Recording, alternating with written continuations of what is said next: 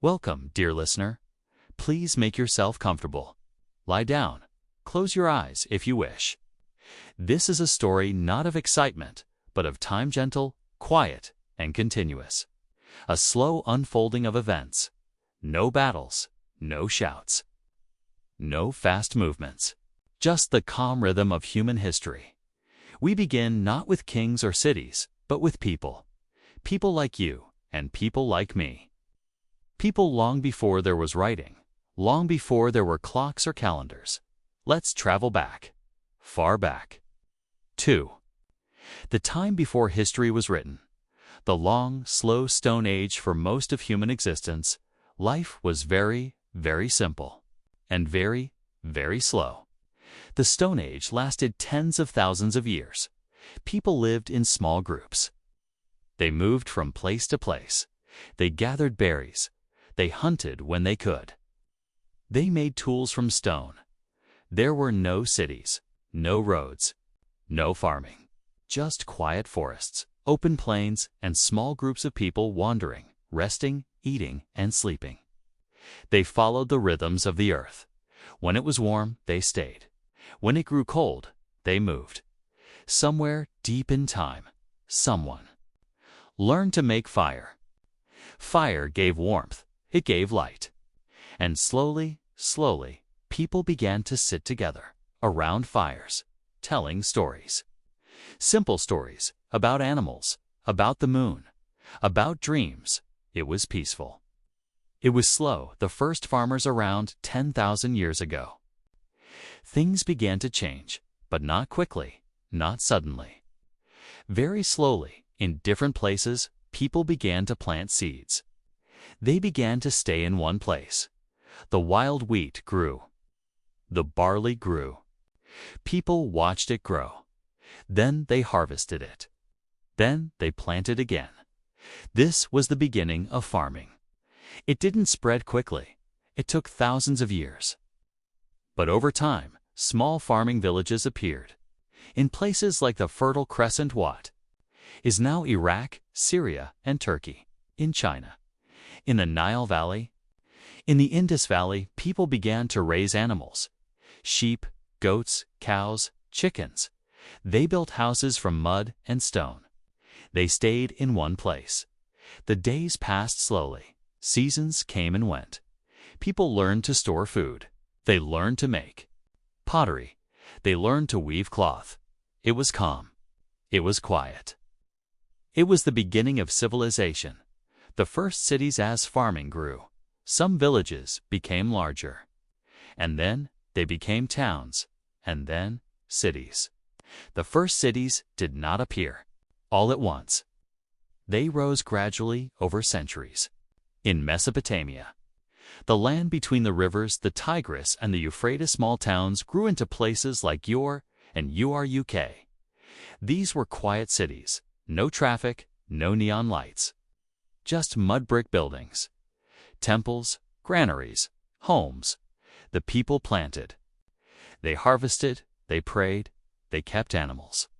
They built canals to bring water to their fields. They also began to write. At first, writing was just marks on clay. It helped them count grain, track goats, keep lists. Over time, those marks became symbols. Symbols became writing. Writing became history. This was the end of prehistory and the beginning of recorded time. Ancient Egypt, kingdom of the Nile, far to the southwest. Along the Nile River, another slow and steady civilization grew. Egypt. The Nile flooded each year like clockwork. It left behind rich black soil. The Egyptians called their land Kamat, meaning the black land. They planted wheat. They built homes of mud brick. They lived in small villages along the river. Life was centered on the slow, steady rhythm of the Nile, planting, harvesting, resting. The Egyptians believed in many gods. Gods of the sun, of the sky, of the river. They built temples. They told stories, and they built tombs. Big ones.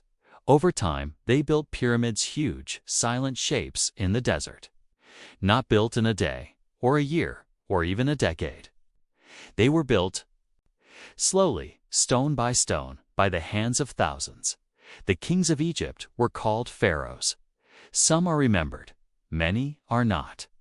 But their kingdom lasted for thousands of years, through calm periods, through floods and droughts, through changes and returns to tradition. Always slow, always quiet. The Indus Valley cities in the dust eastward. In what is now Pakistan and western India, a quiet civilization also grew. The Indus Valley Civilization. Around 2600 BCE, cities like Harappa and Mohenjo-Daro appeared. Their streets were straight. Their buildings were made of brick. They had drains and wells, but there were no kings' names carved in stone. No great statues of rulers, just evidence of quiet planning, of trade, of craft, of order.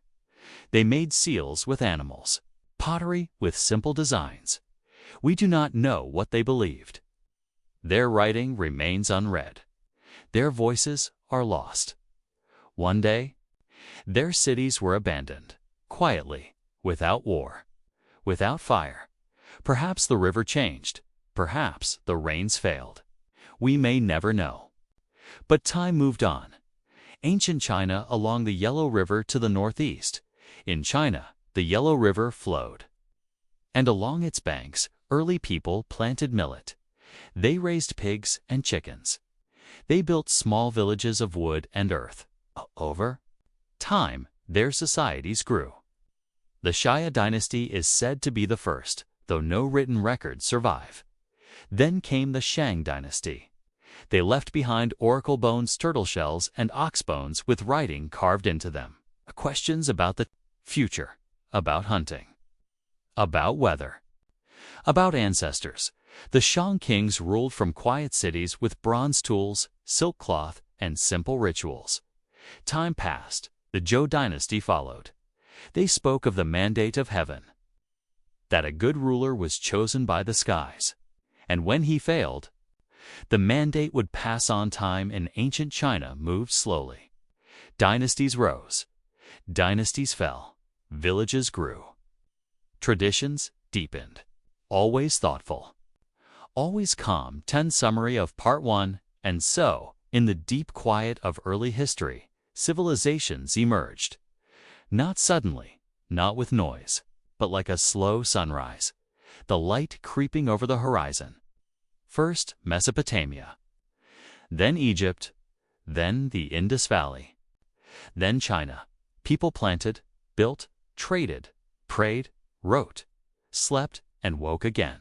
And now, with the earliest days of civilization behind us, we drift onward, toward classical times, where great empires would rise slowly, steadily, and, as always, in time.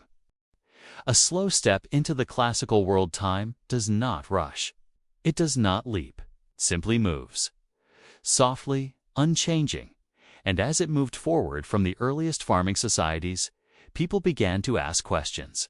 Not just how to grow food or build homes, but how to live, how to govern, how to think, how to leave something behind. This is the world of the classical civilizations, calmly formed, thoughtfully arranged. Civilizations that gave us writing, laws, roads, and quiet philosophies still whispered across time. Ancient Greece, thought and stone, the rocky coasts of the Aegean Sea. Small communities began to grow. At first, they were villages. Then, towns, then city-states, each one a polis, standing on its own. Athens, Sparta, Corinth, Thebes, small islands in a sea of mountains. The Greeks loved questions.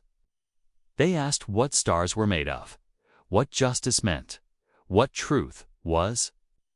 They gathered in stone theaters, listened to stories of old heroes. They debated in agorous public places filled with soft footsteps and slow words. They built temples from marble, quiet columns, balanced shapes. The Parthenon stood on a hill above Athens, not as a fortress, but as a monument to calm order and divine thought. Philosophers like Socrates, Plato, and Aristotle sat with their students. They asked gently, "What is the good life?" Not with loud voices, but with pauses, with questions. With reflection, the Greeks also held the first Olympic Games, peaceful contests of strength and speed. For honor, for ritual, for tradition, and though they fought wars, most days passed in quiet labor, farming olives, weaving cloth, sailing small boats, watching the sun set behind the hills. The Roman Republic and Empire, roads and routine west. Of Greece, along the slow-flowing Tiber River, Rome began as a tiny settlement. It grew, slowly, carefully, first a monarchy, then a republic, then, eventually, an empire. The Romans were builders, patient ones. They laid stone roads across hills and valleys, not for adventure, but for travel, for trade, for order. They built aqueducts, bringing water from the mountains into their cities. Quiet water, flowing gently, day after day. They built baths, places to sit, to soak, to talk, not to rush. Their republic had senators, men in white robes discussing laws in cool stone halls. Later, emperors ruled. Augustus, Tiberius, Hadrian, some calm, some not. But the empire went on. Romans loved structure, order, discipline. Their cities had forums, temples, markets, all arranged carefully. Streets met at right angles. Columns rose with silent dignity. And while they expanded across Europe, Africa, and Asia, most Romans lived quiet lives. Farming on small plots, reading by oil lamp, praying to household gods, walking to market, coming home again. Time in Rome stretched long, over centuries, from republic to empire, from Caesar to Constantine. Then, gently, it began to fade. The West declined, but the East would carry on. Han China, the gentle empire far to the east, where the Yellow River curved.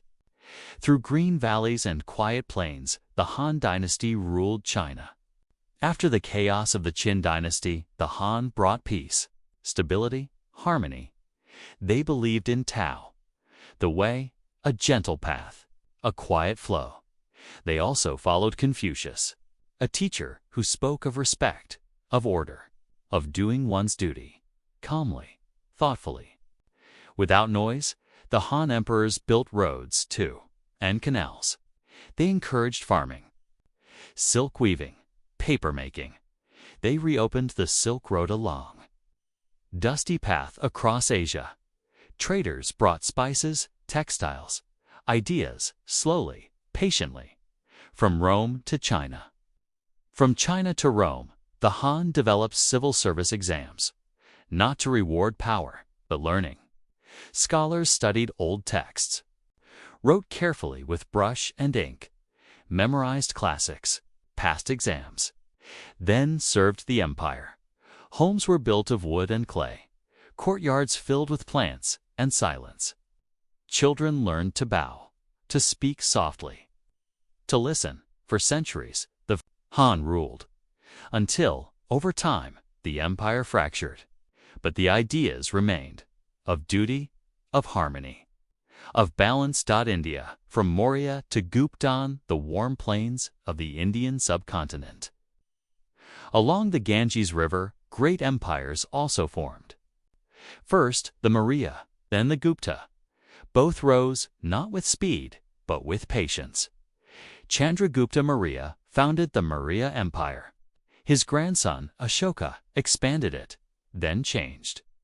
After a long, quiet reflection following a violent war, Ashoka turned to Buddhism. He renounced conquest, promoted peace. He built pillars, inscribed with kind words, encouraging compassion, non-violence, calm. He sent out monks to teach, not to rule, to sit, not to command. Later, the Gupta Empire brought a quiet golden age. Math, astronomy, literature, poetry, soft verses written on palm leaves. quiet scholars studying numbers, inventing the concept of zero. Quietly, gently, the temples of this time were not large, but peaceful, with carved stone figures, smooth steps, incense curling slowly into the air.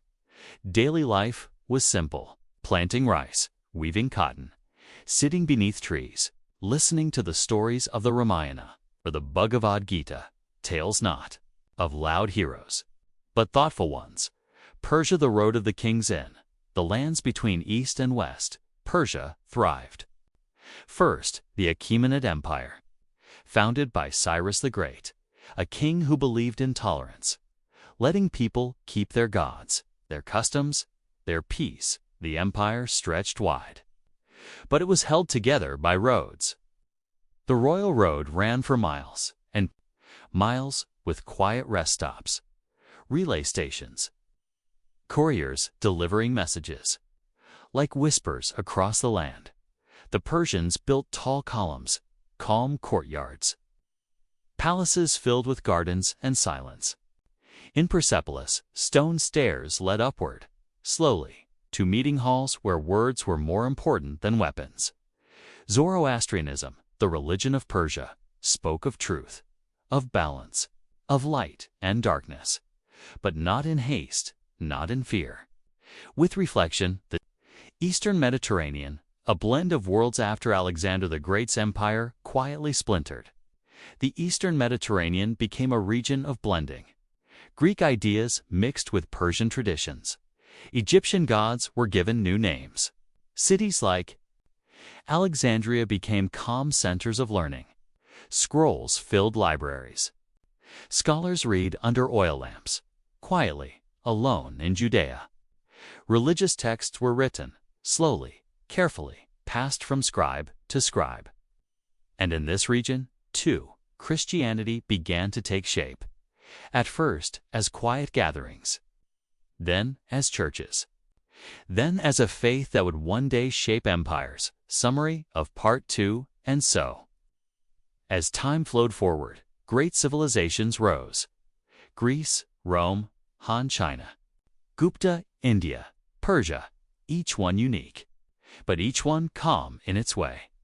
They left us columns, books, roads, thoughts, not rushed, not loud, but steady, quiet, like a river moving through the centuries. The classical world did not vanish. It transformed. And now we drift gently forward, toward the Middle Ages, the age of castles and scrolls, of monasteries and markets, of slow chants and even slower change. A slow dawn after Rome, after the Roman Empire in the West faded away. The world did not end. It did not collapse. It simply changed, slowly, quietly. In the silence that followed Rome, people rebuilt. They farmed, they prayed, they waited. Centuries ahead would be long, uneventful to some, but full of gentle rhythm, of calm repetition, of slow transformation. We begin in Europe. But our story will also walk through Byzantium, the Islamic world, the forests of Japan, and the plains of Africa. Slowly, one quiet step at a time. Early medieval Europe, from dust to kingdoms after the fall of Rome in the 400s. Western Europe entered a time of stillness. Roads broke apart. Cities emptied, but not entirely. Life went on. In the countryside, small wooden homes replaced grand villas. People grew wheat, raised pigs, collected firewood. They lived close to the land, close to the seasons, close to each other. Local leaders, often former Roman officials or tribal chiefs, took responsibility. They were not emperors, just stewards, caretakers, guardians of small places. The church remained calm and watchful. Monks copied books by hand, letter by letter, ink drying slowly on parchment. In stone monasteries, monks prayed at dawn, at noon, at dusk. A quiet rhythm of time and devotion. Charlemagne, a Frankish king, ruled a peaceful empire across parts of modern France and Germany. He valued learning. He gathered scholars. He was crowned emperor by the Pope in the year 800. But his empire, like all things, passed in time, and through it all, people still sowed, still reaped, still listened to the wind, still watched the stars. The Byzantine Empire Rome continues while the Western Roman Empire disappeared. The eastern half lived on. It was called Byzantium. Its capital was Constantinople, a city of marble and gold, of domes and mosaics, where Greek was spoken, and Roman law was preserved. The Byzantine Empire was not always peaceful, but in its quiet years, it was deeply stable. Bureaucrats kept records, priests lit candles. Merchants traded silk and spices. The great church of Hagia Sophia stood at the center, its dome vast and silent, filled with flickering lamplight and the smell of incense. Choirs sang slowly, in tones meant to echo into the soul.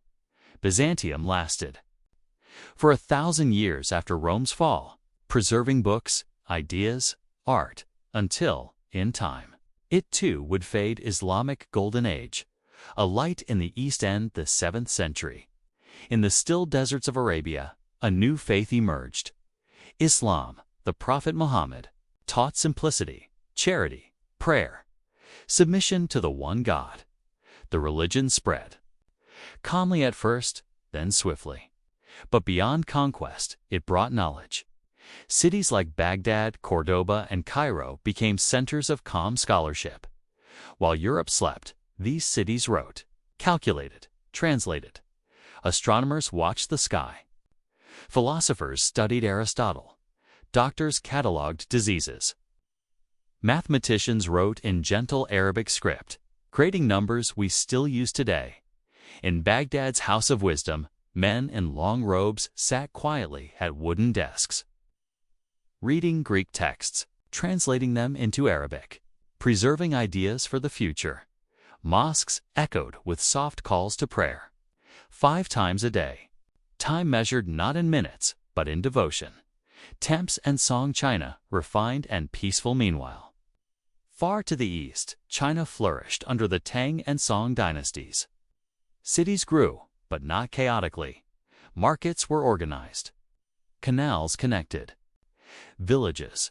Paper money passed from hand to hand. Poets wandered in forests, writing verses about nature, about solitude, about tea. Li Bai, Du Fu, names remembered for soft words, not loud deeds. Painters used ink and silence to capture mist. Bamboo, distant mountains, Buddhism spread. Quiet monks walked mountain paths. Bells rang softly in temples high above the valley.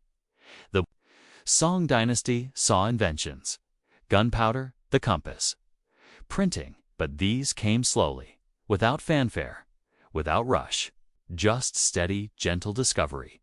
Feudal Japan, samurai, and stillness on the islands of Japan. The Heian period brought poetry.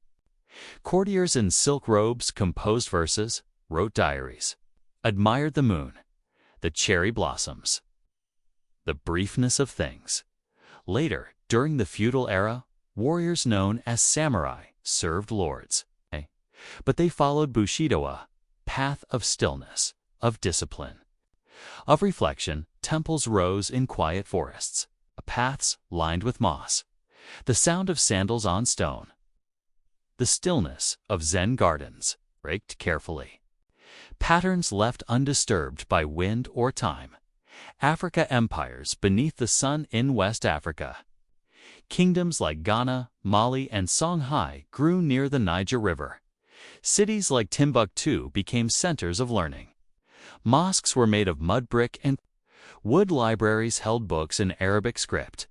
Caravans crossed the desert, slowly, camels bearing salt and gold. Under the endless sky, kings ruled. But life for most was simple: fishing, farming, trading, listening to griot storytellers who recited history by heart. Slowly, in rhythm, in verse. The Americas, quiet civilizations in the Americas. Civilizations grew in the calm valleys and high mountains. The Maya charted stars, built temples deep in jungles. Their priests watched Venus rise. Recorded time in long calendars in the Andes. The Inca built roads, terraces, bridges of woven grass. They carried messages on foot, from village to village.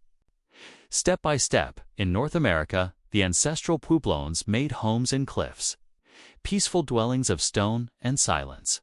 Life was not always easy, but it was steady, predictable. Quiet medieval daily life, the rhythm of the common people in Europe.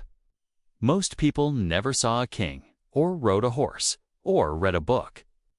They lived in small villages, tilled the same fields each year, drank from the same well, listened to the same church bell.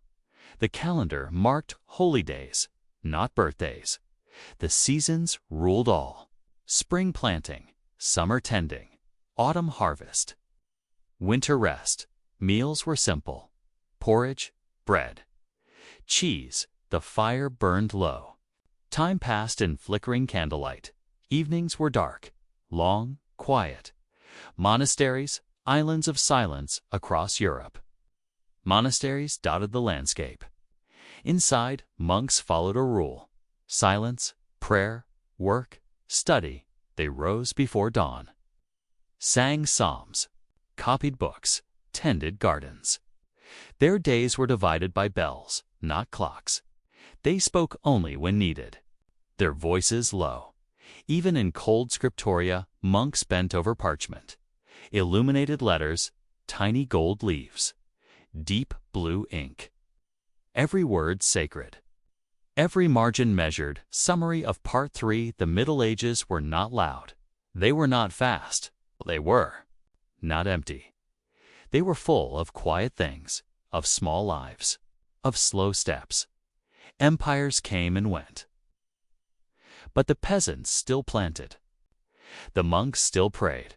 The scribes still wrote. The candles still flickered. In this age, history slept, but it did not stop. It breathed slowly and waited, and now we turn a gentle page to the age of rediscovery, the Renaissance, the Reformation, the age when light slowly returned to the West, but always in silence. The light slowly returns, time never stops. Even in the quiet centuries, even when no one notices. It moves gently, patiently, and after the long sleep of the Middle Ages, the Western world slowly opened its eyes again, not with noise, but with books, with paint, with thought. The Renaissance was not a thunderclap. It was a sunrise, pale at first, gradual but warm, and steady. Let us sit with it for a while. The Renaissance, a soft rediscovery. The word Renaissance means rebirth, but this rebirth came slowly. It began in the quiet cities of Italy, Florence, Venice, Rome, places where ancient texts were found, read, translated, thought about. Not loudly, but carefully. Artists painted not for glory, but to study light, to explore shadow, to capture calm.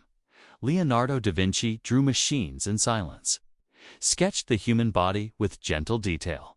He wrote in mirrored script, so only he could read it. He painted slowly, thoughtfully. Michelangelo carved stone with patience. Each chip, each groove, a whisper from marble. Writers like Petrarch and Erasmus studied Old Latin, not to conquer, but to understand. They read letters, poems, myths. They looked backward, then forward. The Renaissance was not everywhere, not for everyone. Most still tilled fields, still never read. But in cities and courts, something had shifted. Quietly, the printing press, ink, and silence. In the mid-1400s, Johannes Gutenberg created a printing press with movable type. Books no longer had to be copied by hand. Now they could be printed quietly, repeatedly, page after page. The Bible, poetry, pamphlets, manuals, all could be held in one's hand. The smell of ink, the texture of rough paper. Ideas spread, not with speed, but with certainty. Towns had printers. Printers had presses. Presses had type. And type never slept. The written word began to reach beyond monasteries. To merchants, to students, to the curious. And though many feared this change, it brought more light than shadow. The Reformation Quiet Convictions in 1517. A German monk named Martin Luther nailed a document to a church door. 95 theses, questions, ideas, disagreements with the church. But it was not war, it was thought. And printing presses spread his words. Over hills, over rivers. Quietly, steadily, the Protestant Reformation had begun. Churches divided. But much of it happened in books, in sermons, in quiet worship. In reading, people began to question, but also to seek peace. New churches formed, simple ones, with plain walls, gentle songs, quiet prayers. The Catholic Church responded with its own reforms, with counsels, with careful thought. It, too, adapted faith, continued. In cathedrals and cottages alike, the scientific revolution, the universe in motion, while some looked to Scripture, others looked to the stars. Slowly, through glass lenses. From quiet towers, Copernicus suggested the Earth was not the center. The sun was, but he did not shout. He wrote, he calculated. Later, Galileo built telescopes, watched the moons of Jupiter, the phases of Venus. He whispered what he saw. Faced quiet opposition. Isaac Newton in England sat under trees. He thought about falling apples, about gravity, about laws that govern the sky. He wrote his Principia Mathematica, not for kings, but for scholars, for students, for the future. The scientific revolution was not loud. It was patient, precise, made of notebooks, diagrams, observations, exploration. Quiet ships on vast seas in the 15th and 16th centuries. Sailors left Europe on slow ships. They followed the stars, carried maps, and hoped.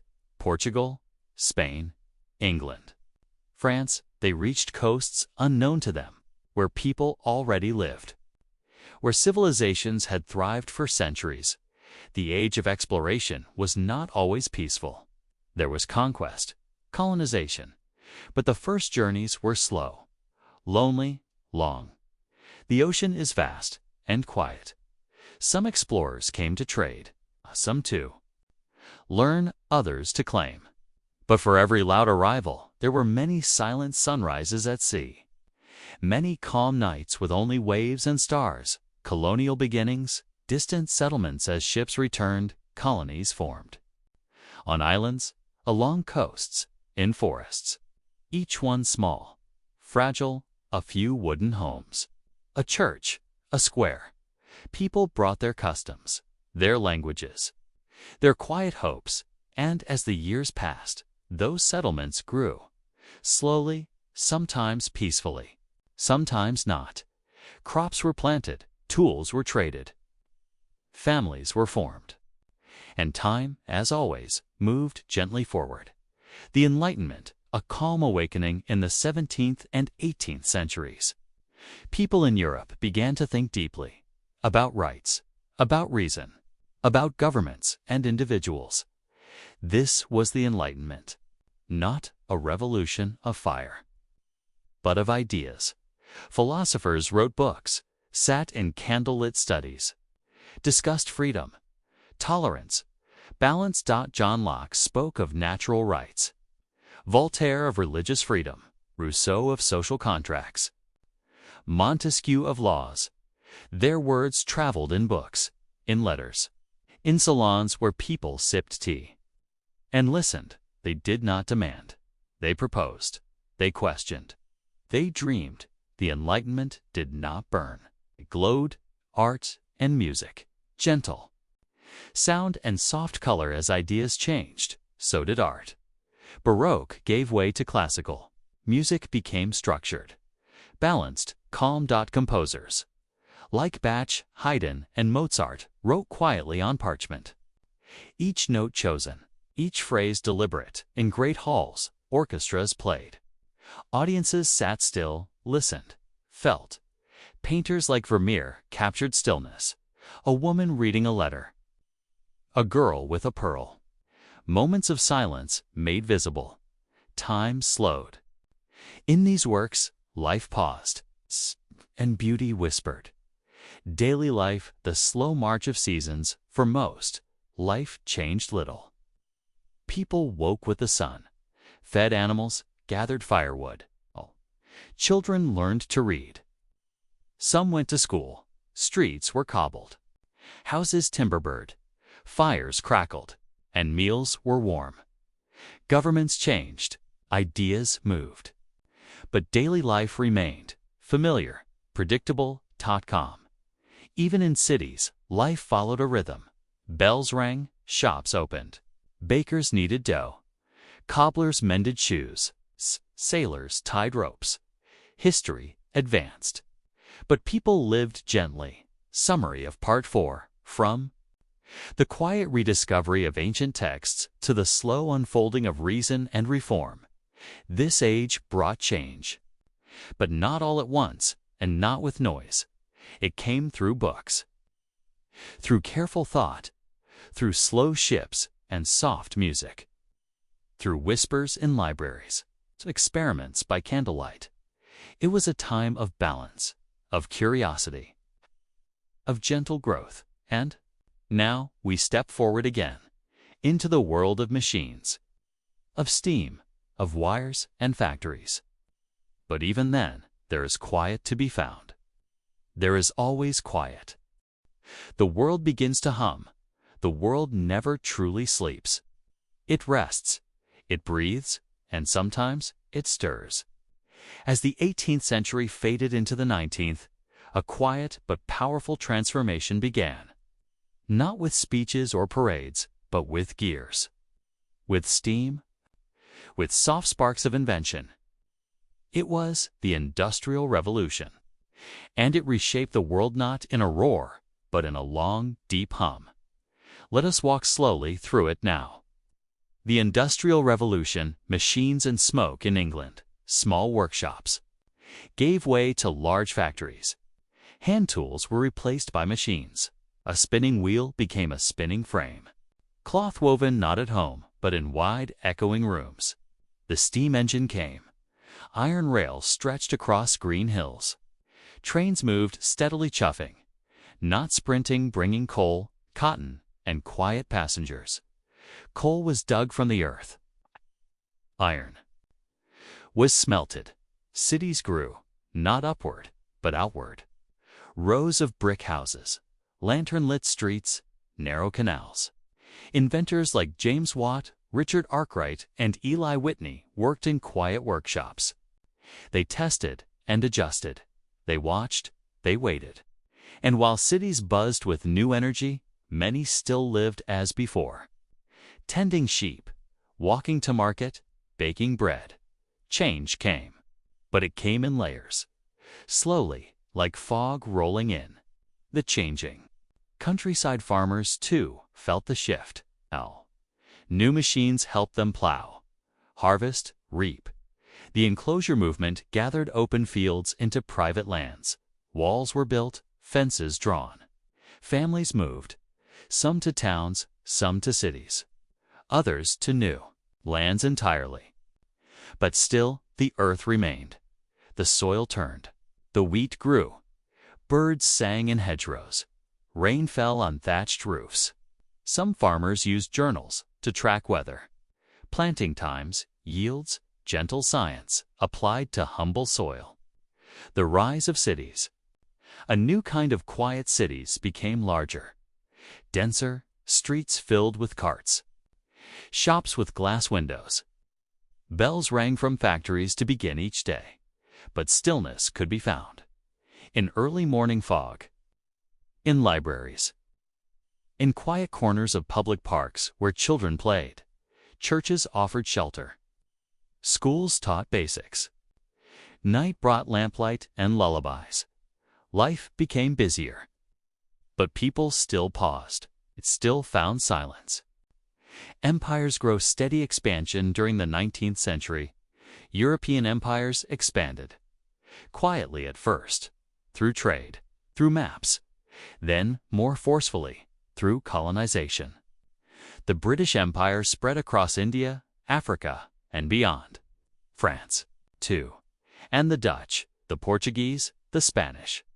Each carving spaces on maps, often with slow, firm lines. Governors set up in quiet offices. Clerks kept ledgers. Traders built posts. Soldiers marched, but not always in battle, often just to patrol. To watch, the sun never set on these empires, but in many corners it rose slowly. Shone gently on tea plantations, railways, ports. Local people watched, adapted, resisted, endured. Empires grew, but so did voices. New voices from within, that would one day ask for independence. But not yet. Not now. Revolutions calm before the storm, before machines and empires. Two great revolutions had reshaped the modern world. The American Revolution began with quiet petitions, then pamphlets, then declarations. The war that followed was loud, but between battles, there were seasons of waiting. Cold winters at Valley Forge, long marches through forests, candlelight in farmhouses. When peace came, it brought a republic. Built slowly, with debates, with documents, with quiet oaths. The French Revolution began with ideas, liberty, equality, fraternity, but quickly became turbulent. The streets of Paris echoed with louder steps. Yet beyond the cities, villages carried on, planting, praying, sleeping. After revolution, Napoleon rose and fell, and Europe again found balance. The United States expands in the early 19th century. The young United States grew westward. Settlers traveled by covered wagon, slowly, mile by mile, over plains and rivers, through forest and prairie. Homesteads were built, one log at a time, fires lit, meals made. Children taught to read from simple primers. The railroad eventually came, and the telegraph, tapping out messages in short bursts. The frontier became towns, the towns, cities, but always with long stretches of quiet land in between. Asia in transition, old and new in China, the Qing dynasty ruled. Calmly, but change approached. Foreign ships appeared. Treaties were signed. Unequal, but binding. Japan, too, opened the world in the mid-1800s. The Meiji Restoration began a peaceful transformation. Samurai stepped aside. Railways were built. Schools opened. Not in rebellion, but renewal. In India, the British East India Company grew powerful. Then, in 1857, the quiet was broken by a rebellion. A moment of fire, followed by a slow, new rule direct governance under the British Crown. Africa and the Scramble Africa, home to deep cultures and long histories, was divided by European powers in the late 1800s. The Berlin Conference drew lines across lands where people had lived for generations. But many villages remained untouched for a time. People herded cattle, fished rivers, danced at festivals. Stories passed down in song, as always, as ever. Invention and innovation, gentle progress even as machines changed the world. Some inventions were made in silence. The light bulb, softly glowing. The telephone, whispering across distance. The photograph, capturing stillness forever. The typewriter, clicking slowly across the page. Inventors like Edison, Bell, Morse, and Tesla worked late into the night, alone in workshops, surrounded by notes and wires. And while the world outside became louder, their work often began in silence. Education and thought public schools began to spread. Children sat at desks, practiced penmanship, recited lines. A bell marked each hour. Universities taught engineering, medicine, law. Professors lectured. Students took notes. Libraries grew. Rows and rows of books, waiting to be opened. Philosophy shifted too, from metaphysics to practical thought, from theology to science, from tradition to reason, but always in pages, in journals, in quiet minds. Culture and art writers like Charles Dickens and Leo Tolstoy painted slow pictures of life, of daily struggles, of kindness, of time. Painters turned to soft colors. Impressionists captured moments, a quiet pond, a boat on still water, a woman reading by the window.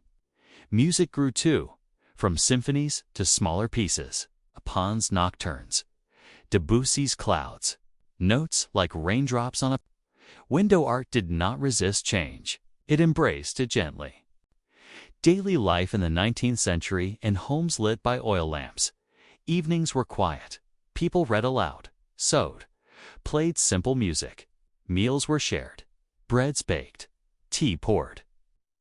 Letters written in longhand. Weekdays were work.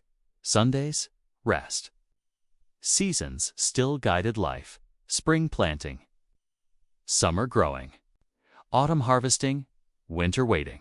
Even in cities, there were quiet moments. A mother walking with her child. A baker opening his shop before dawn. A teacher grading papers in silence. The world at the edge of change as the 19th century ended. The world stood on the edge of something new. Electricity, automobiles, telephones, motion pictures. A century of war and wonder was coming, but not yet. In these final years, there was still slowness, still warmth, still routine. A clock ticked, a candle burned. A child listened to a story one more time before bed. Summary of Part 5. The Age of Industry and Empire did not begin with an explosion. It began with a spark, a hum, a soft rhythm. Of change, machines turned. Ships sailed, wires buzzed. But behind them were people, living quietly, building slowly, dreaming softly. Time moved forward, as it always does. And now we step gently into the 20th century, a time of both silence and storm. But tonight, we pause. We rest. We remember the stillness that remains. Would you like me to continue with Part 6? The Modern Era World Wars, Cold War, Globalization next. You said yes, ChatGPT said. Thank you. Let's now move gently into Part 6.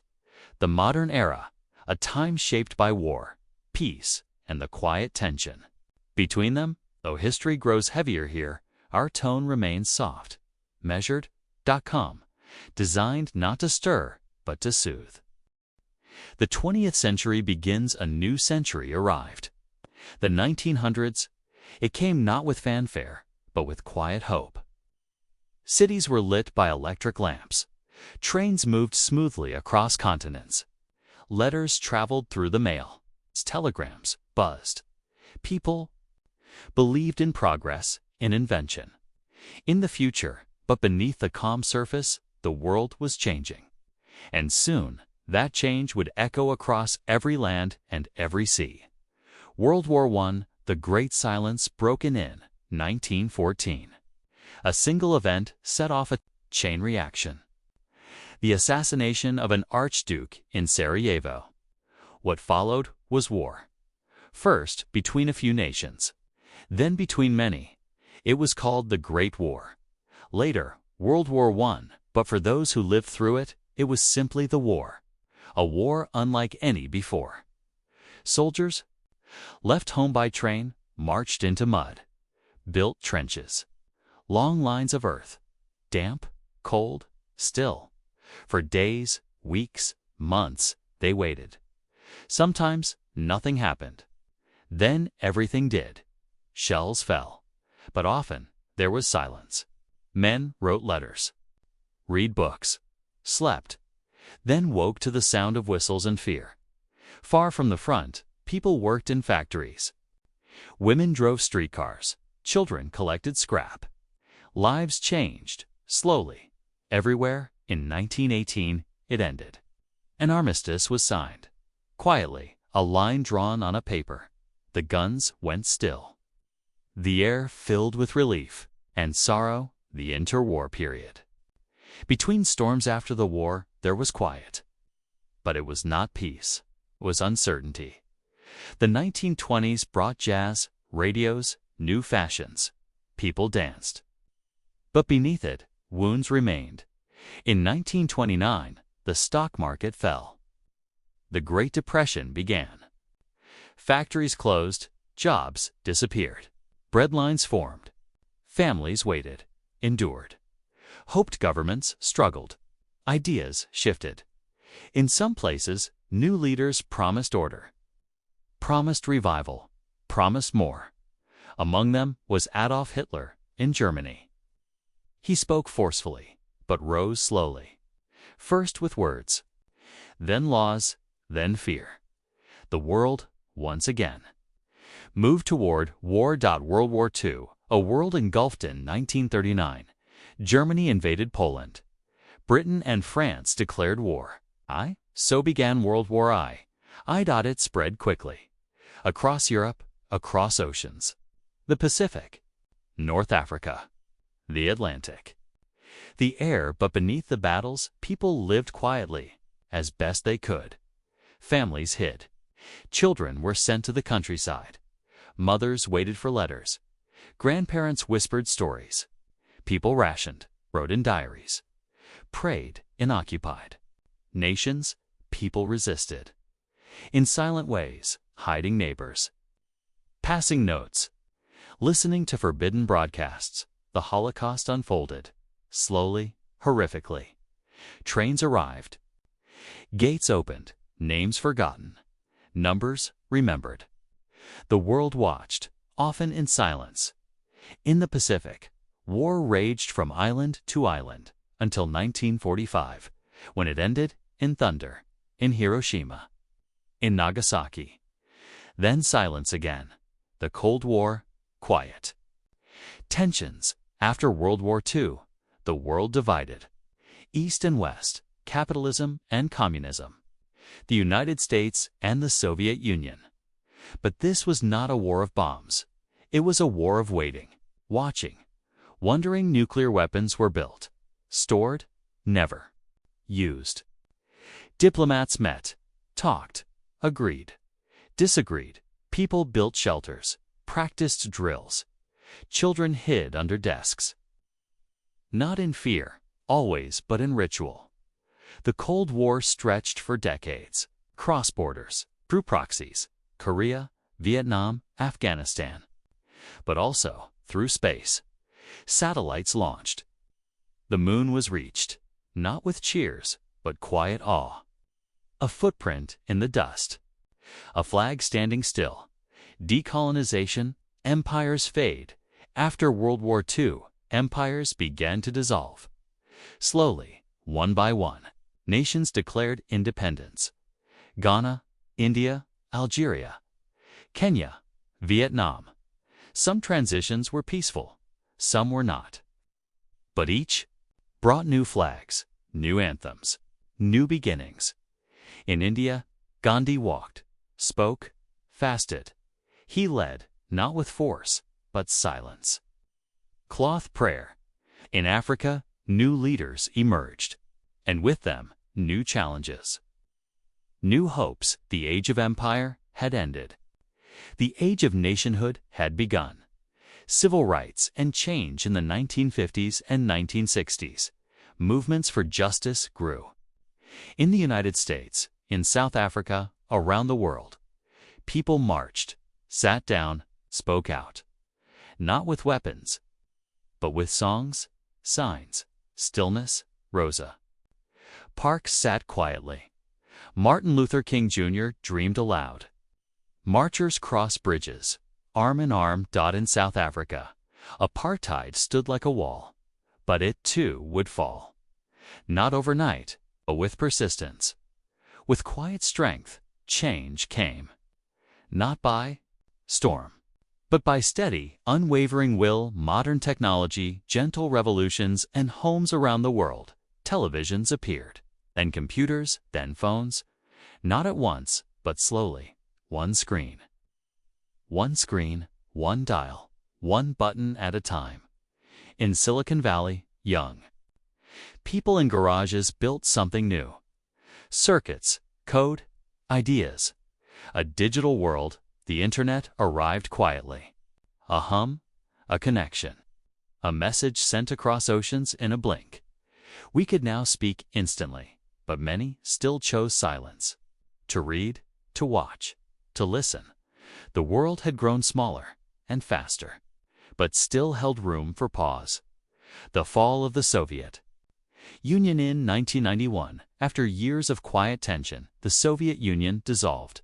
It did not end with missiles or tanks. It ended with papers signed, borders redrawn, flags lowered. Quiet applause.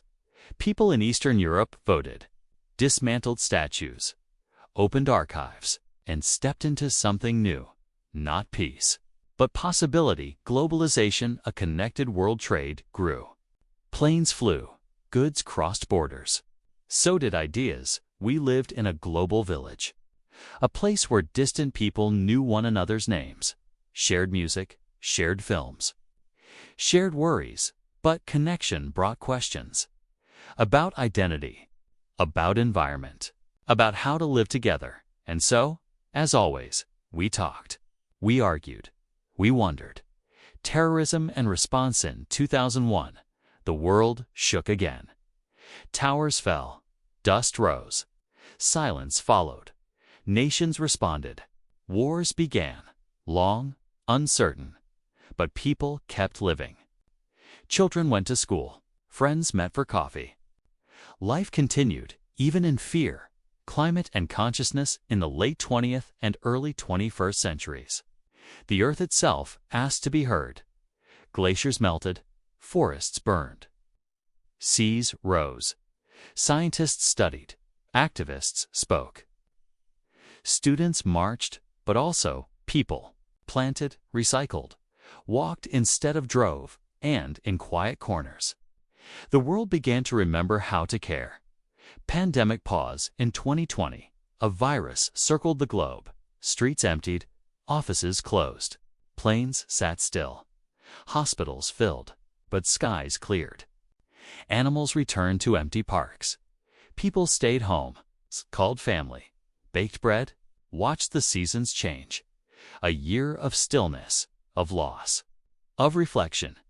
Technology today, quiet voices, endless echoes. Today, we carry devices in our pockets.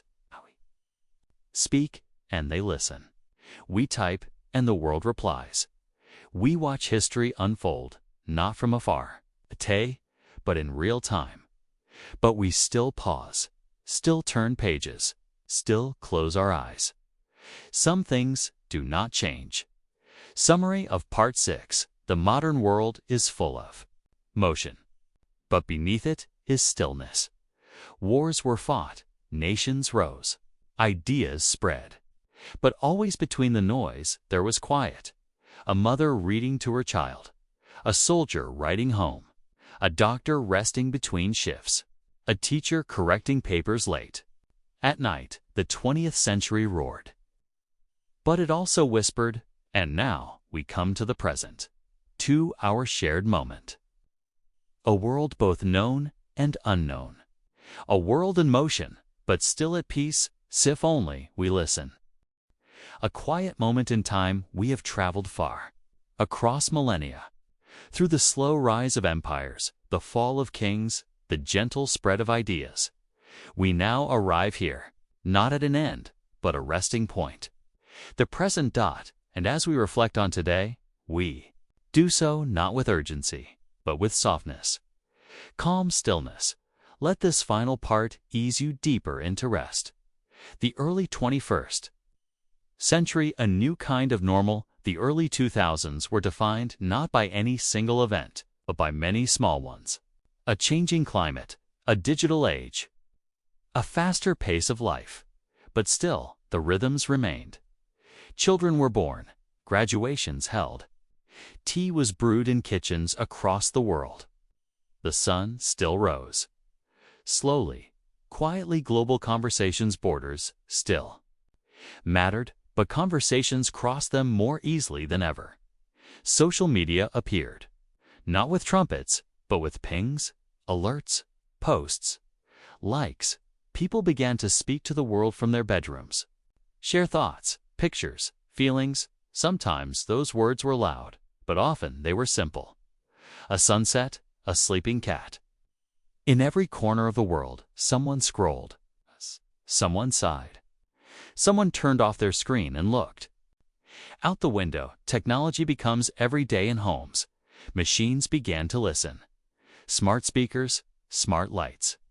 Phones that recognized your voice, your face, your habits. But with every new feature came something old. The desire for calm. People returned. To journaling, to meditation, to slow walks, to books with soft pages. Technology advanced, but the human desire to slow down did not fade. Work and rest redefined in many places. Work shifted from factories to offices, from offices to laptops, from meetings to quiet emails. Remote work became normal. Days began without commutes. Some wore slippers to meetings. The rhythm of life bent, slightly, softened, yet routines remained. Wake, stretch, make tea, begin. Even in the modern world, the desire for gentle structure persisted. Quiet voices of change movements continued. Often loud, often visible, but also quiet. One person planting a tree, another teaching a child kindness. A small group starting a library. A whisper of protest that grew slowly into change. Not all change marches. Some walks gently. Health and the human body. Modern medicine grew ever more precise. Robotic surgeries. Genetic treatments. Smartwatches tracking heartbeats. But health also returned to basics. Rest, water, stillness. Doctors prescribed fresh air. Laughter, less time on screens. A recognition that the future is nothing without well-being, and well-being begins in silence.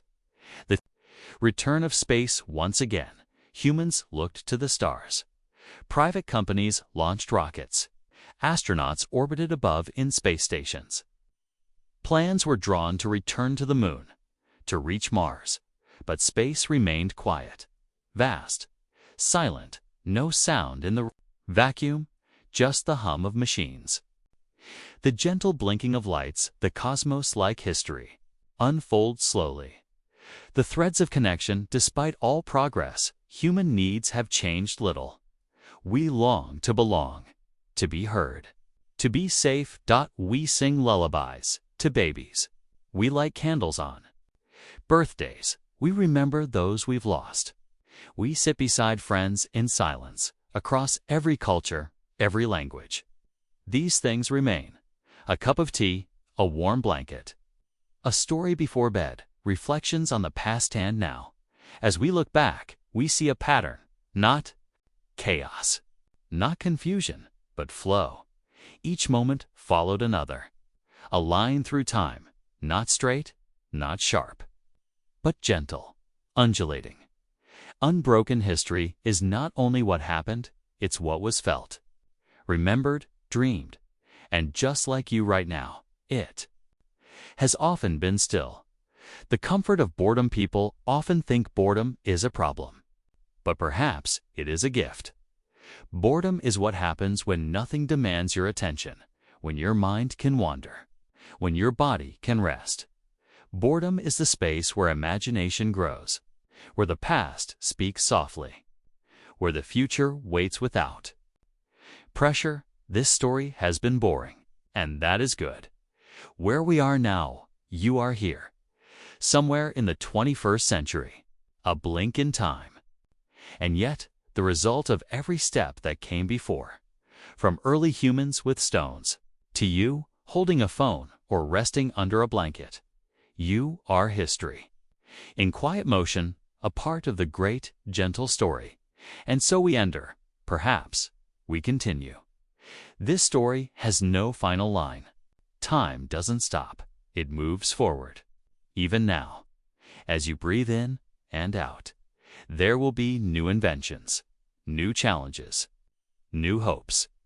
But tonight, there is only this: rest, softness, peace. Let the long story of humanity fade to a whisper. Let your thoughts drift. Like ships on a quiet sea, let the centuries pass behind you like clouds, and sleep. Soft closing words, thank you for listening. You've traveled far. Now, it's time to rest. Time to let history fade, and dreams begin. Good night.